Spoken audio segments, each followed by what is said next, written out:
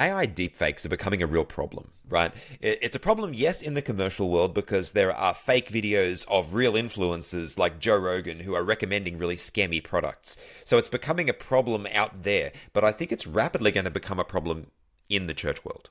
And I think the reason for that is because people who are spiritually motivated are it's a very strong motivation. And if they are in a place where they believe the end justifies the means, they're going to be willing to do all kinds of unethical things in order to make sure that their doctrine is shared and received by the highest number of people.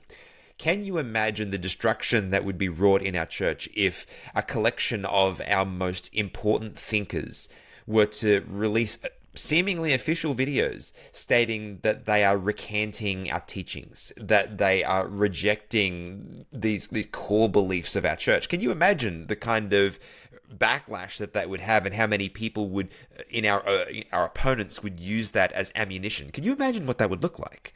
And I think this is going to happen. But I've been thinking, how do we counter that? And I was having a conversation with some friends earlier today on a podcast, which will come out, by the way, in the next couple of weeks.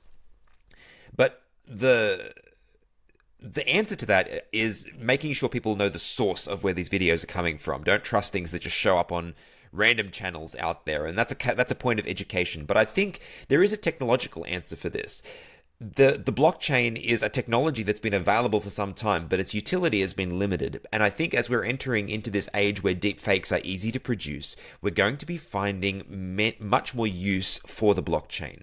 How I think this is going to play out is where the name, image, and likeness of an individual is attached to their identity on the blockchain. And I'm assuming that services like YouTube, like TikTok, like Instagram, like these media platforms are going to have an integration with the blockchain. So there will be like a verification logo, like the blue check was in the good old days on Twitter. There will be an equivalent for that in the blockchain that will validate the identity of the person that is being depicted.